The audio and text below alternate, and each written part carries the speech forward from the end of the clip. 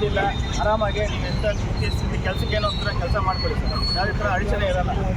ಶಾಲಾ ಮಕ್ಕಳ ಒಳ್ಳೆಯದಾಗಲಿ, ಬಂದಿಗೆ ಬೆಂಬಲ ಇಲ್ಲ, ಆರಾಮಾಗಿ ನೀವು ಗಾಡಿ ಓಡಾಡಿಸ್ಬೋದು. ಯಾಕೆ ಅಂತಂದರೆ ಶಾಲಾ ಮಕ್ಕಳಿಗೆ ತೊಂದರೆ ಆಯ್ತದೆ, ಉದ್ಯೋಗಿಗಳಿಗೆ ತೊಂದರೆ ಆಗ್ತದೆ, ಕೂಲಿ ಕಾರ್ಮಿಕರಿಗೆ ತೊಂದರೆ ಆಯ್ತದೆ, ನಮಗೆ ರೈತರಿಗೆ ತೊಂದರೆ ಆಯ್ತದೆ. ಏನಿದ್ರು ಹೋರಾಟ ಮಾಡೋಣ, ಪ್ರತಿಭಟನೆ ಮಾಡೋಣ, ಬಂದ್ ಮಾಡೋದ್ರಲ್ಲಿ ಅರ್ಥ ಇಲ್ಲ. ಹಾಗಾಗಿ ಒಂದು ಬೇಡ, ಆರಾಮಾಗಿ ಓಡಾಡಿ ಅನ್ನೋ ಸಂದೇಶ ಕೊಡ್ತಾ ಇದ್ದೀವಿ. ಆರಾಮಾಗಿ ಓಡಾಡಿ, ನಿಮ್ಮ ಇವತ್ತು ಶುಭ ಪ್ರಯಾಣ ಆಗಲಿ.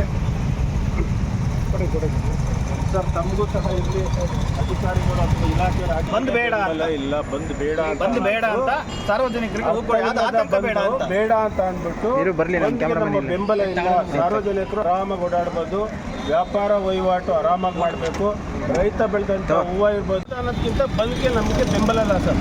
ಸಾರ್ವಜನಿಕರಿಗೆ ಹೊರೆಯಾಗ್ತಕ್ಕಂಥ ಬಂದ್ ಬೇಡ, ಶಾಲಾ ಮಕ್ಕಳಿಗೆ ತೊಂದರೆ ಆಗ್ತಕ್ಕಂಥ ಬಂದ್ ಬೇಡ. ನಮ್ಮ ನಾಡನ್ನು ಕತ್ತಲಲ್ಲಿ ತೆಗೆದುಕೊಂಡು ಹೋಗ್ಲಿಕ್ಕೆ ನಮ್ಗೆ ಇಷ್ಟ ಇಲ್ಲ. ಇದು ಬೆಳಗಾವಿಯ ಗಡಿಲಾಗಿರ್ತಕ್ಕಂಥದ್ದು. ಬೆಳಗಾವಿಯ ಗಡಿಯಲ್ಲಿ ಹೋರಾಟ ಮಾಡಲಿಕ್ಕೆ ಸಿದ್ಧವಾಗಿದ್ದೀವಿ. ಅಥವಾ ವಿಧಾನಸೌಧ ಚಲೋ ಅಂದರೆ ವಿಧಾನಸೌಧಕ್ಕೆ ಹೋಗೋಣ, ಪ್ರಶ್ನೆ ಮಾಡೋಣ, ಮಂತ್ರಿಗಳ ಮನೆ ಮುತ್ತಿಗೆ ಹಾಕೋಣ.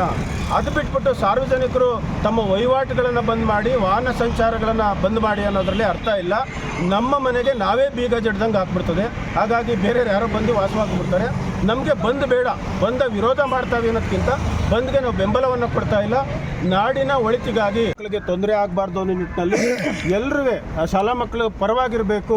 ಯಾವುದೇ ಬಂದ್ಗೆ ಅವಶ್ಯಕತೆ ಇಲ್ಲ. ನಮಗೆ ಗಡಿಯಲ್ಲಿ ನಡೆದಿರ್ತಕ್ಕಂಥ ಹೋರಾಟ ಗಡಿಯಲ್ಲಿ ಮಾಡಬೇಕು. ಇವನ ಬೆಂಗಳೂರು ಬಂದ್ ಮಾಡೋದು, ಕರ್ನಾಟಕ ಬಂದ್ ಮಾಡೋದ್ರಲ್ಲಿ ಅರ್ಥ ಇಲ್ಲ ಅನ್ನೋ ಒಂದು ಸಂದೇಶವನ್ನು ಸಾರುವ ನಿಟ್ಟಿನಲ್ಲಿ ರೈತ ಮತ್ತು ಕಾರ್ಮಿಕ ರಕ್ಷಣಾ ವೇದಿಕೆ, ಕರ್ನಾಟಕ ಕಾರ್ಮಿಕರ ಸೇನೆ ಮತ್ತು ಒಂದಷ್ಟು ಸಂಘಟನೆ, ಯಾಕಂದರೆ ಗುಂಪು ಬಿಡ್ತಾ ಇದ್ದು ಪರ ಆಗಿರಲಿ ಅಥವಾ ವಿರೋಧ ಆಗಿರಲಿ